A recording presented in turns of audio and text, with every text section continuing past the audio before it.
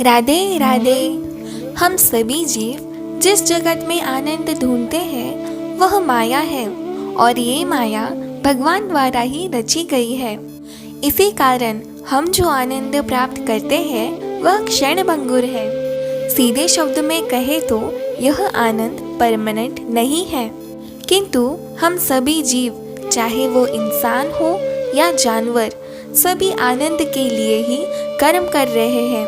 और जो आनंद प्राप्त होता है वो कुछ क्षणों के लिए होने के कारण हम और अधिक कर्म करते हैं ताकि अधिक आनंद और सुख मिले। इस दुनिया के माया के प्रभाव के कारण हम सभी जीव आनंद प्राप्त करने के लिए गलत कर्म भी करते हैं, जैसे जीभा के स्वाद के लिए जीवों का ही भक्षण करना, धन संपत्ति ऐश्वर्य के लिए अपनों को, जिनके कारण ही अपना अस्तित्व हो या फिर जिनसे अटूट बंधन हो, उन्हें धोखा देना, यहाँ तक उनके प्राण ले लेना। 7 जन्म के पवित्र बंधन में पति या पत्नी को गैर संबंध द्वारा धोखा देना, अपने जीवन की सच्चाई को दूर करने के बहाने नशीले पदार्थों में आनंद ढूंढना, पैसों की लालच या गरीबी से मजबूर होकर चोरी करना, यहाँ तक प्राण ले लेना, झूठे सम्मान या पॉपुलैरिटी के लिए अपनी ही इज्जत बेचना, fame, high standard, high sense of living जैसे तुच्छ आनंद के लिए अपने ही देश की गरिमा, मातृभाषा को कम समझकर किसी और देश में घर बसाना, अपने पवित्र ग्रंथों की अवहेलना करके सोशल मीडिया को प्राथमिकता मानना, जो कि क्षणिक आनंद के लिए है, जो जल्द ही दुख में बदल जाएगा। न जाने हम सभी इस आनंद के लिए कितने गलत कर्म कर देते हैं, फिर भी वह ज्यादा देर तक टिक नहीं पाता। हम सभी जो क्षण भंगुर आनंद प्राप्त कर रहे हैं वो इंद्रियों द्वारा करते हैं। इंद्रियों में भी विभिन्न प्रकार होते हैं, जैसे 5 ज्ञान इंद्रियां, जो कि आँख, कान, नाक, जीभ और त्वचा होती है। 5 कर्म इंद्रियां, जो हाथ, पैर, मुंह, गुदा और लिंग होता है। और 4 अंतःकरण इंद्रियां, जो मन, बुद्धि, चित्त और अहंकार होती है। इस माया जगत में हम इन्हीं द्वारा ही आनंद प्राप्त करते हैं। पर क्या ऐसा कोई आनंद है जो टेम्परेरी ना होकर परमानेंट हो, जिसके लिए ज़्यादा कष्ट लेने की ज़रूरत ना हो? वास्तविक में सभी जीव परमात्मा के अंश हैं और सभी आत्माओं का उद्देश्य परमानंद को प्राप्त करना ही है। और यह परमानंद सभी देवी देवताओं को मोहने वाले, आकर्षित करने वाले स्वयं श्री राधा कृष्ण है। जब प्राणी अपने घर को या फिर अपने मूल अस्तित्व को भूल जाता है, फिर चाहे वह लाख प्रयास कर ले, आनंद और सुख पाने का उसे हाथ निराशा, बेचैनी ही महसूस होती है। और इससे बचने के कारण वह इस माया रूपी सुख में सुख ढूंढने का प्रयास करता है। और जब सभी भोग विलास भोगने के बाद भी परमानेंट आनंद नहीं मिलता, तब थक हार कर मनुष्य अपने ही अस्तित्व और जीवन उद्देश्य के बारे में प्रश्न चिन्ह उठाता है। जैसे मैंने कहा कि हम सभी परमात्मा के ही अंश हैं, तो हमारे आत्मा का वास्तविक स्वभाव परमानेंट आनंद प्राप्त करना है। इसी कारण हम इस माया रूपी जगत में आनंद ढूंढते हैं। हम सभी जो माया के सुंदरता, समृद्धि, वैभवता से मोहित होते हैं, वो तो सिर्फ अंश स्वरूप है परमात्मा का, जो स्वयं श्री राधा कृष्ण है। तो परमात्मा के शरण में कितना आनंद होगा, सोच के तो देखिए। यह आनंद अकल्पनीय है। अगर हमें परमानंद की प्राप्ति करनी है, वो भी बहुत ही सरल तरीके से, तो हमें हमारी इंद्रियों और विकारों, जो कि क्रोध, मोह, ईर्ष्या, अहंकार, लोभ, द्वेष, काम की उलझन में कम से कम फंसना होगा। यही ईश्वर तक पहुंचने का फॉर्मूला है। और भगवान स्वयं यही चाहते हैं।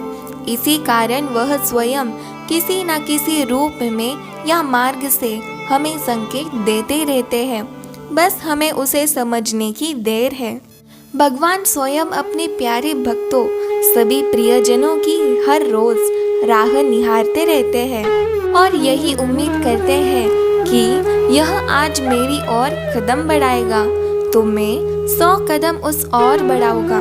पर कुछ लोग कहेंगे कि हम तो भगवान की हर रोज पूजा करते हैं, आराधना करते हैं, उनसे प्रार्थना करते हैं, फिर भी कुछ नहीं होता, भगवान कुछ नहीं करते।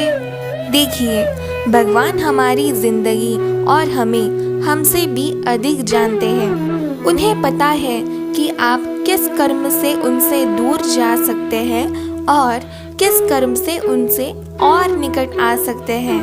हम सभी का लक्ष्य प्रभु प्राप्ति है। इसी कारण हमें प्रभु की ओर पवित्र निर्मल प्रेम का पग बढ़ाना है, न कि माया की लोभ में माया को ही मांगना है। उससे हम सिर्फ प्रभु से दूर होंगे और पतन की ओर पग बढ़ाएंगे। हमारे प्रभु हमें दुख में नहीं देख सकते, इसी कारण वे हमारे जीवन से माया को अधिक से अधिक दूर करने का प्रयास करते हैं। अब इससे हमारे जीवन में दुख, पीड़ा, कष्ट, परेशानी महसूस हो सकती है। यह इस प्रकार है जैसे किसी ड्रग्स की लत लगे हुए व्यक्ति को ट्रीटमेंट देना हो। यह माया भी ड्रग्स की तरह है। माया का सेवन करने से वह झूठा आनंद प्रतीत करवाती है जो सिर्फ पतन की ओर ले जाता है।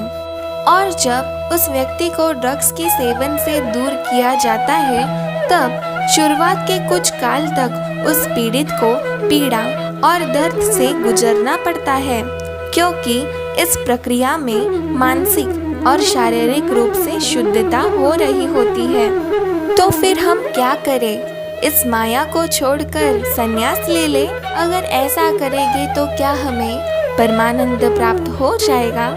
हम जो भी कर्म करते हैं, हमें उस हर कर्म में, हर स्थिति में हमें प्रभु से प्रेम करना है, चाहे वो संन्यास में हो या फिर पूजा पाठ में या फिर हमारे गृहस्थ के हर कर्म में। हमें हमारे प्रभु से परम पवित्र प्रेम करना है।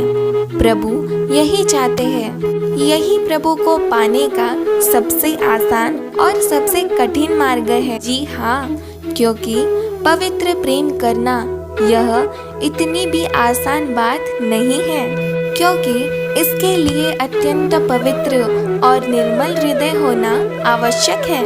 जैसा एक नन्हा सा बालक जिसके हृदय में कोई द्वेष, लोभ, क्रोध, लालच, ईर्ष्या के भाव नहीं होते, वह अपनी मैया से निस्वार्थ प्रेम करता है और मैया भी अपने लाला को स्वयं से भी अधिक प्रेम करती है। इसी प्रकार हमें भी अपने प्रभु को निर्मल हृदयी बालक की तरह प्रेम करना है।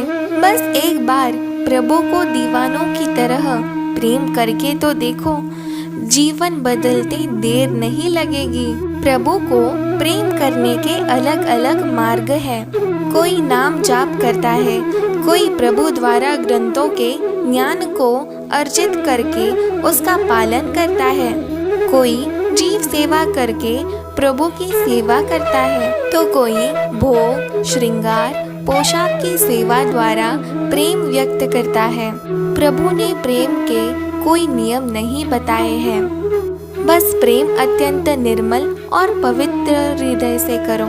जैसे हम जब किसी से प्रेम करते हैं, तब हम उनके बारे में सब कुछ जानने का प्रयास करते हैं, उनकी पसंद और नापसंद का ध्यान रखते हैं और उन्हें अधिक से अधिक आनंद देते हैं और आनंदित देखना चाहते हैं।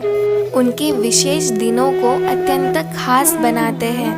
वैसे ही अपना हृदय प्रभु को देके तो देखो, जीवन आनंद से भर जाएगा। तो प्रेम से बोलो, राधे राधे।